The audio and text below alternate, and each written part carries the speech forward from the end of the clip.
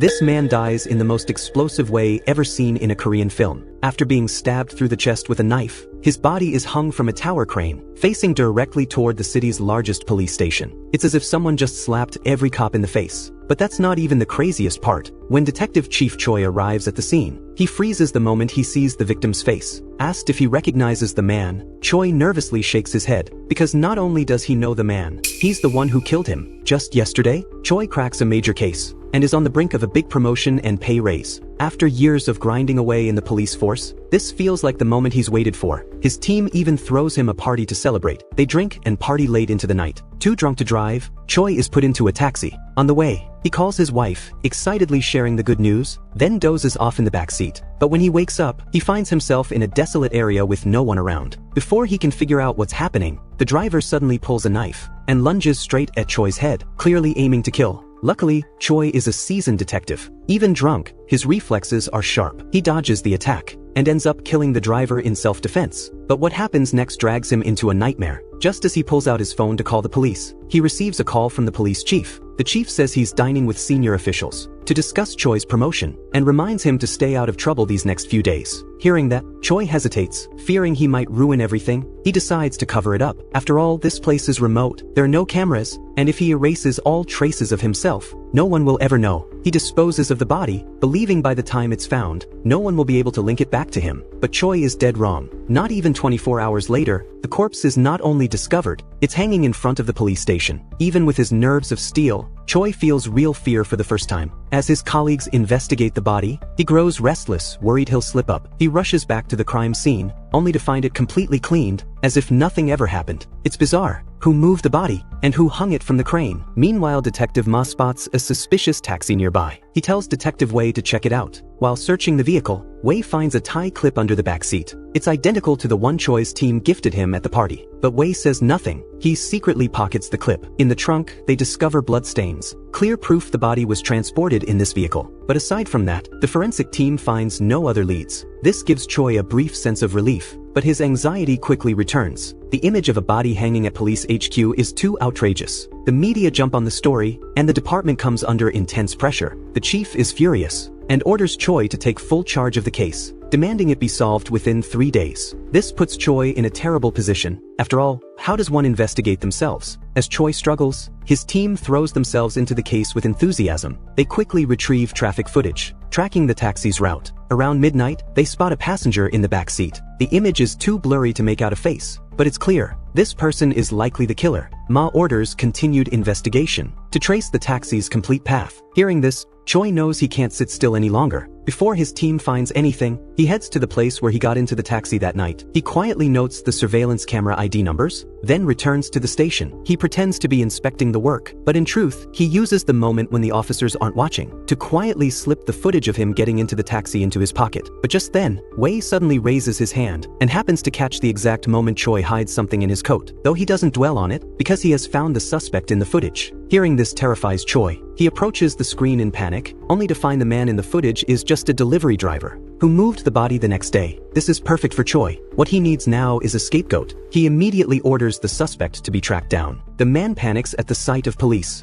and takes off running. Familiar with the terrain, he quickly loses them. Choi instructs the team to split up and search, but this one decision seals his fate, because from this point on, there's no turning back. Choi's pursuit path happens to match the suspect's escape route. Soon, the suspect is cornered in a dead-end alley. Realizing there's no way out, he bursts into tears and cries innocence, saying he's not the killer. When he saw the man, he was already dead. He claims he was just paid by someone else to hang the body from the crane rope. But when Choi asks who gave the order, the suspect says he doesn't know. In that case, he's of no use. Choi switches off his radio, raises his gun, and prepares to make the suspect die with the killer's guilt on his back. The suspect sees what's coming, grabs a wooden stick, and braces for a final struggle. But a second later, he's shot in the chest. After dealing with the suspect, Choi turns to leave, only to see Wei standing right behind him. He doesn't know how long Wei has been there, but thankfully, Wei says nothing. Choi also keeps silent. Back at the station, the chief is furious when he hears the suspect was killed, but the officers speak up for Choi, saying the suspect resisted fiercely during the arrest and had a dangerous weapon. Choi had no choice but to shoot. The chief then says plainly,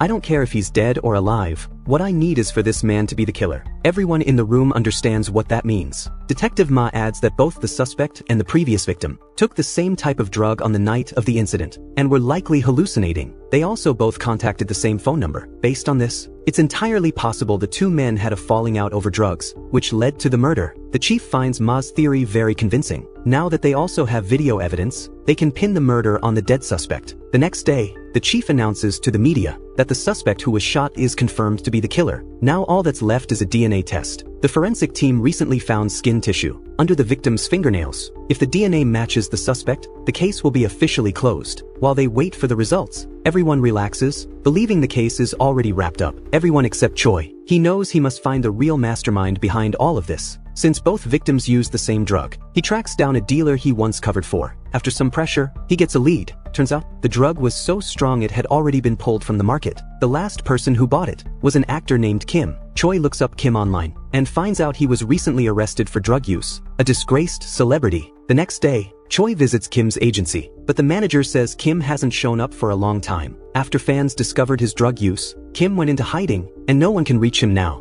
With the trail going cold, Choi returns to the station, just in time for the DNA results. Sure enough, the suspect is not the killer. The chief is livid, but in a shocking twist, instead of reporting the truth, the chief puts the report away and tells Choi to forge a fake one. Turns out Choi isn't the only one about to be promoted. The chief is also up for a major career move, and he won't let a case like this mess it up. Realizing they're now on the same side, Choi secretly feels relieved. No more fear of being exposed. But what Choi doesn't know is that he's already been found out. Earlier, Wei notices that one of the surveillance discs is missing. He quietly gets another copy from traffic control. On that disc, he finds footage of Choi's colleagues putting him into a taxi that night, the very taxi involved in the case. That's when it all clicks for Wei. But instead of handing over the disc and the tie clip, he approaches Choi in private that night. He says he's found key evidence pointing to the killer, but the killer is someone he deeply respects. He doesn't know how to choose between law and loyalty, but he trusts that his mentor will make the right choice. He leaves behind the tie clip and the disc, then turns and walks away. Choi understands exactly what Wei means. The next day, just as he's preparing to turn himself in, Kim's manager suddenly calls. Kim, the man who vanished, has reappeared and asks to meet Choi at a small bar. But when Choi arrives, the place is empty. Only a calendar is left on the table, with 3 addresses marked. Choi senses something's wrong. He calls Ma.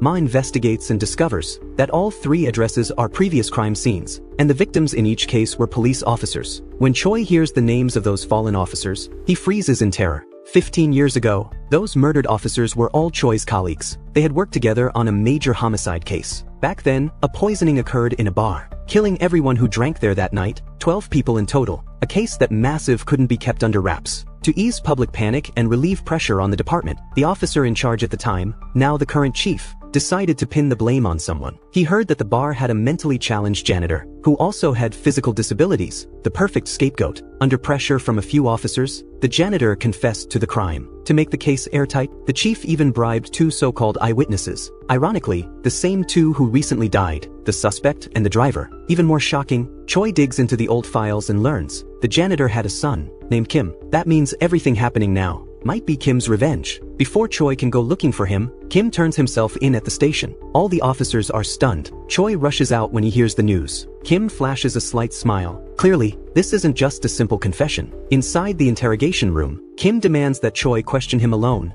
and immediately asks him to turn off the recording. Then he confesses everything. He originally planned to have the taxi driver kill Choi, but since Choi fought back and killed the driver, he came up with a better idea. Kim secretly recorded Choi's act of murder, and now he's using that footage as leverage, forcing Choi to kill someone for him, the man who led the frame up against his father, the current police chief, and he demands it be done before 9 p.m. After the interrogation, Choi briefs the chief, claiming Kim is mentally unstable and now denies everything. The chief then sends the deputy chief in to question Kim. The result is the same. With no progress, morale hits rock bottom. Choi, buried in guilt and anxiety, stares at his wall of commendations and family photos. He finally removes his badge, draws his old service pistol, and decides to confess everything to the chief. But when he returns to the station, the chief is gone, and so is Kim. He then learns from others that, because Kim is a disgraced celebrity, and the media is watching closely, the deputy chief released him to avoid more scrutiny. Choi panics. Kim's 2-hour deadline is almost up. If he's not caught again soon, the chief may be in danger. Choi grabs his gun and rushes to the parking lot, just in time to get a call from Kim. Kim says he left a gift in the chief's car.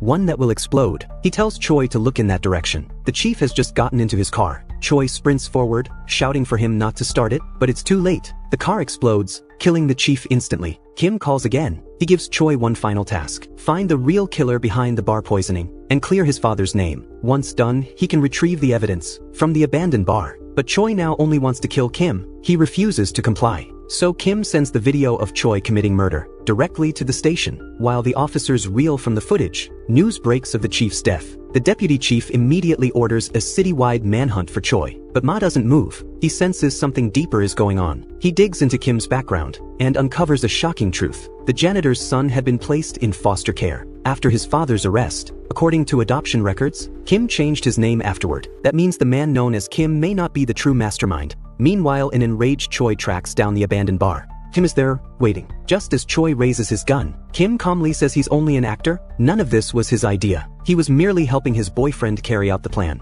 And that boyfriend is Choi's colleague Wei. Meanwhile, Ma also confronts Wei. Looking at the colleague he once called a brother, Ma hesitates. He even hopes Wei might turn himself in. But a grudge nurtured over 20 years can't be erased overnight. A brutal fight breaks out. But Wei, physically weaker, is no match. At the last second, Ma pulls his punches. He can't bring himself to finish it. That moment of mercy costs him dearly. Wei grabs the fallen pistol and shoots Ma. At the same time, Kim breathes his last, having injected himself with a lethal dose of drugs before Choi arrived. Then Choi gets a call from his son. He says he's at the park, playing with Uncle Wei, and wants his dad to come too. Wei takes the phone and tells Choi to meet them in person. When he gets to the park, he sees his son sitting in a distant car, watching something on a phone. Choi panics, afraid the car is rigged like the chief's. He begs Wei to stop, promises he'll find the real killer, and clear his father's name. But Wei shocks him. He tells Choi not to bother, because he is the real killer from that night. Wei was raised by his father, the janitor. Though disabled and mentally challenged, the two shared a deep bond. That night, when his father didn't come home, Wei went to the bar and found a group of drunk men abusing his dad. They poured garbage on his head, flicked ashes in his face. Wei was furious. He noticed a bottle of pesticide nearby. To avenge his father, he poured it into their tea. Minutes later, everyone was dead. The janitor was terrified. What scared him even more was seeing the empty bottle in his son's hands. That's why he never defended himself. When the police framed him, Wei tried to confess, begged them to believe he was the real killer, but they ignored him, planted fake witnesses, and sentenced his father to death. From that day forward, Wei vowed to make every corrupt officer pay. He changed his name, enrolled in the police academy, infiltrated the department, and carried out his plan, step by step. Now Choi is the last man standing, and soon he too is labeled a killer. Seeing his father arrested, Choi's son runs out of the car in tears, unable to believe that his police officer dad could be a murderer. This is Wei's final move. He wants Choi to feel what he once felt, watching his father taken away in front of him. He taunts Choi, telling him he'll be caught anyway, so why not pull the trigger and finish it here? At the film's end, Choi is arrested in front of his son. Wei's revenge is complete. He has nothing left to live for.